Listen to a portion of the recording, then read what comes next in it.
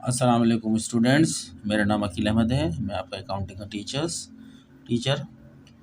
मैंने अपने पिछले लेक्चर में आपको बैलेंस शीट का पूरा बताया था, स्ट्रक्चर कैसे बनता है पूरी तरीके से बताया था, असेट्स लायबिलिटीज। बस उसमें मेरी ये गलती ये रह गई थी कि मैंने एक पोर्शन छोड़ दिया था कैपिटल का।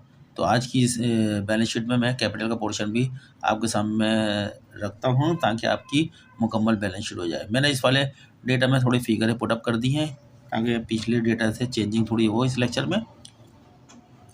वही पिछले मैसेज नोमान टॉप पे नाम लिखा traders, balance sheet as on December 31, 2003। ये आपने बीच में से टी अकाउंट की शक्ल में लाइन खीली।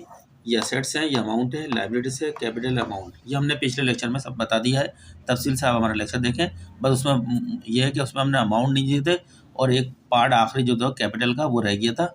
उसके अंदर जो है हमारे मोबाइल की बैटरी चूँकि डाउन हो गई थी, उसमें इतनी ताकत नहीं थी कि हम आगे चला सकते थे, इसलिए हमने इसको लेक्चर को बंद कर दिया था।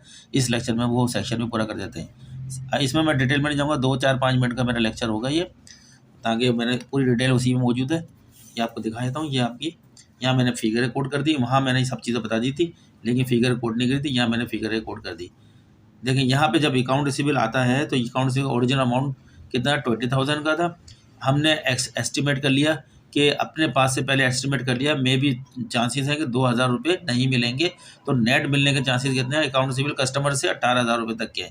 हो सकता है मिल जाए, लेकिन कारोबार के अंदर एस्टिमेट कर लिया था, कुछ पैसे नुकसान हो सकता है, मिल नहीं सकते। इसी तरीके हमने सबकी ये सब चीज़ें बता दी थी, इनकी फिगरें रिपोर्ट करी हैं सिर्फ यहाँ पे बैलेंस शीट में। पिछले लेक्चर में इन सब अकाउंट के बारे में अच्छी डिटेल दी है।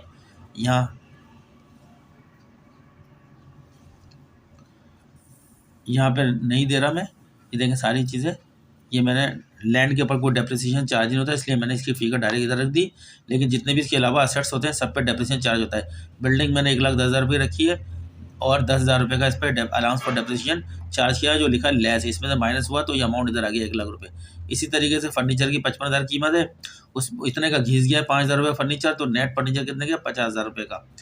इसी तरह मशीनरी की कीमत 3,10,000 रुपये की है, 10,000 की मशीनरी घिस गई जिसका नाम है अलाउंस फॉर डेप्रिसिएशन, तो नेट फिगर कितनी 3,00,000 रुपये की है।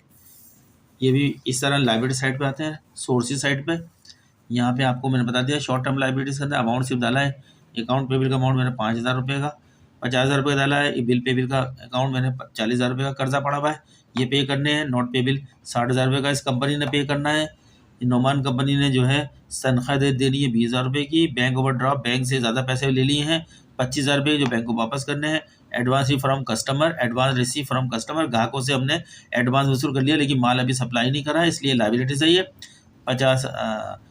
5,000 रुपये की। इसी तरह लॉन्ग टर्म लाइबिलिटीज हमने बॉन्ड पेबल 1,00,000 रुपये के ले ली इस कंपनी ने। 1,00,000 रुपये का बॉन्ड पेबल का कर्जा है, वापस करना है इस कंपनी ने कर्जा डिबेंचर पेबल की शक्ल में 1,00,000 रुपये वापस करने हैं। लॉन्ग टर्म का लोन जो पड़ा 2,00,000 रुपये का है, ये भी वापस करना है वक्त पर, जब वक्त आएगा। लाइबिलिटीज ली भी है ये भी। मॉर्गेज पेबल गिरवी रख के 2,00,000 रुपये लिए हुए हैं, ठीक है। फिर इसके बाद ऑनर सिक्योरिटी जो हम भूल गए थे।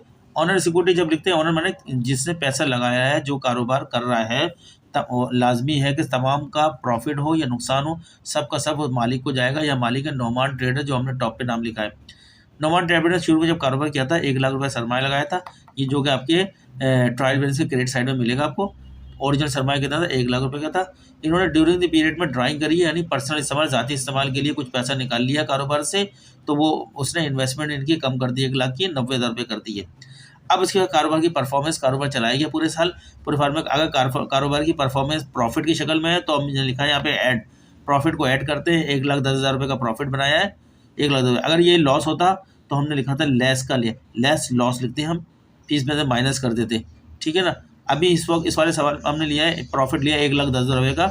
इनकम स्टेटमेंट में जो प्रॉफिट रिपोर्ट किया गया वो 1,10,000 रुपये का आया है, तो हमने 1,10,000 का प्रॉफिट 90,000 में जमा करा तो 2,00,000 रुपये बन गई।